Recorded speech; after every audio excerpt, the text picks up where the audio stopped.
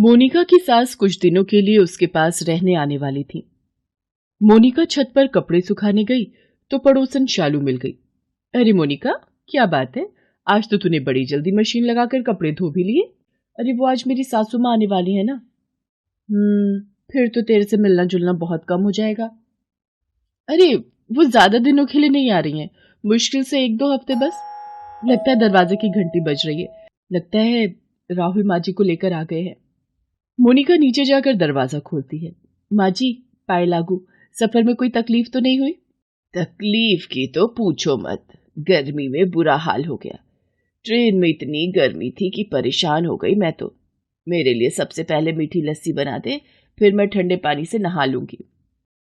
माँ, मैं ऑफिस के लिए निकलता हूँ, मुझे थोड़ा काम है, आप आराम करो। माँ जी, आपके लिए पनीर की भुर्जी और मूंग धुली हुई दाल बनाई है, नहा लो, मैं रोटी सेक देती हूँ। सास के आ जाने से मोनिका को शालू से बात करने का वक्त ही नहीं मिलता था।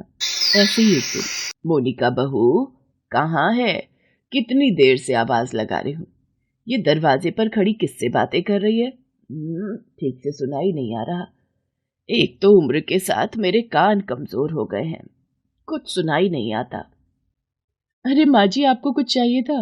मैं मेरी पड़ोसन शालू से बात कर रही थी। वो मुझे लहसुन का अचार डालना बता रही थी। उसने कल ही डाला है। आपको लहसुन का अचार पसंद है ना? इसलिए मैं आपके लिए भी डाल दूंगी। ठीक है, मैं मंदिर होकर आती हूँ। झूठ बोल रही है, मेरी बुराई कर रही होगी और बोल रही है लहसुन का अचार डालने की रेसिपी सीख रही थी। मोनिका की सास मंदिर चली जाती है।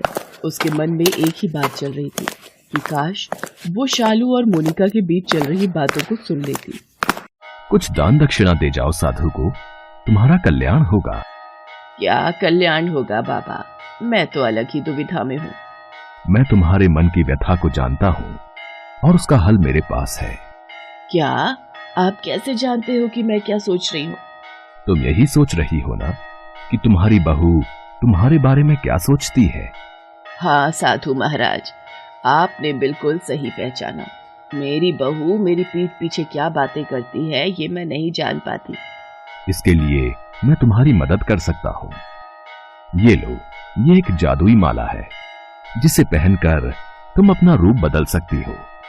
तुम जैसा रूप चाहोगी वैसा रूप हो जाएगा। लेकिन ध्यान रखना, इस माला के बारे में किसी को पता नहीं चलना चाहिए, नहीं तो इस माला का जादू खत्म हो जाएगा। ठीक है साधु बाबा, मैं इस बात का ध्यान रखूंगी। आपने तो मेरी बहुत बड़ी परेशानी हल कर दी। अब मैं अपनी बहू के बारे में सब कुछ जान सकती हूँ। मोनिका की सास साधु बाबा के रूप बदलने की माला लेकर घर आ जाती है। साधु बाबा ने मुझे माला तो दे दी, इस माला का उपयोग करके देखती हूँ। जादुई माला, मुझे मोनिका के रूप में बदल दो। अरे, मैं तो सचमुच मोनिका के रूप में आ गई। वो तो अभी बाजार गई हुई है। ये आवाज कौन लगा रहा है? ये तो पड़ोसन शालू है। मोनिका, कितनी देर से तुझे आवाजें लगा रही थी? ये ले, लहसुन का अचार लाई थी। वैसे तेरी सास अभी तक आई तो नहीं ना?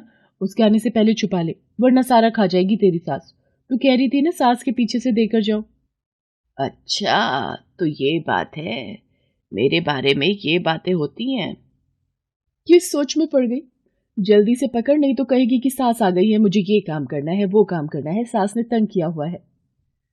शालू मोनिका बनी सास को सारी बात बताकर चली जाती है और मोनिका की सास के मन में और भी बातें जानने की इच्छा थी। वो अपने रूप में वापस आ जाती है। ये बहुत बढ़िया तरीका है। रूप बदलकर मैं किसी से भी किसी की बात जान सकती हूँ। मैं कुछ दिनों के लिए क्या आई, मोनिका बहू ने तो मेरी बुराइयां करनी शुरू कर दी। अब मुझे मोनिका बहू को सबक सिखाना ही हो। एक दिन मोनिका की सास शालू का रूप बनाकर मोनिका के पास जाती है। और मोनिका, तेरी सास कैसी है? कब जा रही है वापस अपने शहर? अरे अभी कहाँ, अभी तो अगले महीने और रुकने का इरादा है। पता नहीं और कितने दिन झेलना पड़ेगा इन्हें। बताओ, ये आजकल की बहुएं हैं, मुझे झेल रही है ये। क्या करूं शालू, जब से मेरी सास आई है एक पैर पर खड़ी होकर सारे घर का काम करना पड़ता है। अच्छा, मैं चलती हूँ सासू माँ के लिए घिया के कोफ्ते बनाने, नहीं तो कहेंगी कि उनकी पसंद का खाना नहीं बना। ये रूप बदलने वाली माला ना होती तो मेरे सामने ये सच्चाई ना आ पाती। मोनिका की सास ऐसे ही कभी मोनिका और कभी शालू का रूप बदलकर मोनिका के मन की बात जान लेती थी। पर एक दिन, अरे आंटी जी, आज आप कपड़े सुखा रहे हो? मोनिका नहीं है क्या?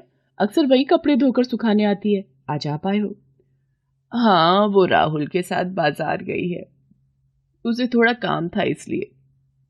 पता है आंटी जी, आपको इस उम्र में काम करता हुआ देखकर मुझे अपनी मम्मी की याद आ जाती है। वो भी बिल्कुल आपकी तरह है, सारा दिन घर का काम करती है। वैसे मोनिका आपके बारे में जितना गलत बोलती है ना, आपको देखकर बिल्कुल भी नहीं लगता कि आप वैसे हो।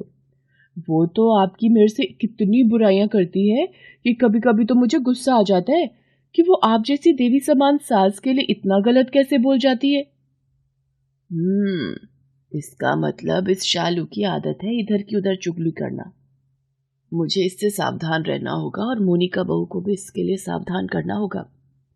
बहू को बिगाड़ने की असली जड़ यही है। मुझे मोनिका के सामने इस शालू की सच्चाई लानी ही होगी, नहीं तो ये हमारे घर को खराब कर देगी। मोनिका की सास समझ गई थी कि मोनिका को बिगाड़ने में और भड़काने में सबसे बड़ा हाथ शालू का है, इसलिए मोनिका की सास ने शालू की सच्चाई मोनिका के सामने लाने की सोची। और एक दोपहर जब मोनिका घर के काम कर रही थी तो मोनिका की सास ने शालू का रूप लेकर उससे बात करनी शुरू कर दी। अरे शालू, तू कब आई?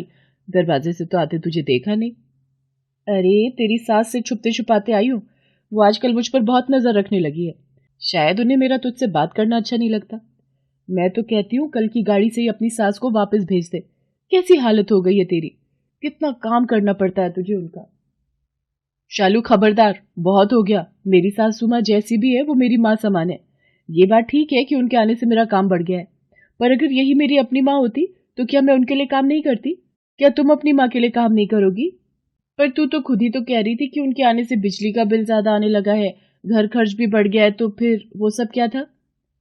मैंने गुस्से में बोल दिया था। पर तुझे पता है शालू, कल मेरा जन्मदिन है। मुझे राहुल ने पहले ही बता दिया। इस बार मेरे जन्मदिन पर मेरी सास मुझे सोने का हार गिफ्ट में दे रही है। अब बता वो कितनी अच्छी है, और मैं उनके बारे में इतना गलत सोचती थी। उन्होंने तो मेरे लिए काम वाली से भी बात कर ली है। वो राहुल से बोल रही थी कि जब वो यहाँ से जाएंगी तो एक काम वाली लगा कर दे देंगी जिससे मुझे सहायता मिले। मैं तो बहुत भाग्यशाली हूँ कि मुझे माँ जी जैसी सास मिली। मोनिका की ऐसी भावुक बातों को सुनकर मोनिका की सास अपने आप को रोक नहीं पाती है और वो माला को उतार देती है। माला के उतरने से मोनिका की सास वापस अपने रूप में आ जाती है। माँ जी, आप तो फिर अब शालू कहाँ गई? ये सब क्या है? मोनिका बहू, मैं तुम्हें सारी सच्चाई बताती हूँ, तुम्हें घबराने की कोई जरूरत नहीं है। मोनिका की सास उसे अपने रूप बदलने की सारी सच्चाई बताती है। माँ जी, मुझे माफ कर दीजिए, मैंने जाने अनजाने आपके बारे में शालू से गलत कहा, मुझसे भूल हुई। मोनिका, मैं जानती हूँ तुम खुद गलत नहीं हो, शालू ने ही तुम्हें हमेशा भड़काया है। वो तुम्हारी बुराई मेरे से करती है, मेरी बुराई तुम्हारे से, उसका यही काम है। इसलिए मैं शालू की सच्चाई तुम्हारे सामने लाना चाहती थी। तुम्हें तो पता भी नहीं था कि शालू के रूप में मैं तुमसे बात कर रही हूँ, पर तुमने मुझे मान सम्मान दिया, ये जानकर मेरा दिल भर आया। माँ जी, पर अब इस रूप बदलने की सच्चाई का मुझे पता चल गया है, अब तो इस माला का जादू खत्म हो गया होगा। अच्छी बात है मोनिका बहू, माला का जादू खत्म हो गया, पर एक फायदा तो जरूर हुआ। आज मैं ये जान गई कि तुम मुझे बहुत प्यार करती हो। आप भी तो मुझे बहुत प्यार करते हो माँ जी। मोनिका अपनी सास के गले लग जाती है। अब उसने शालू से इधर उधर की बातें करना बंद कर दिया था। उसे समझ आ गया था कि यदि हम किसी से किसी की बुराई करते हैं तो कुछ देर बाद वही व्यक्ति हमारी बुराई दूसरों से करने लगता है। मोनिका की सास उसे जन्मदिन पर गिफ्ट में सोने का हार देती है, जिसे पहनकर मोनिका बहुत खुश होती है। कुछ दिनों बाद उसकी सास खुशी खुशी अपने घर वापस लौट जाती है।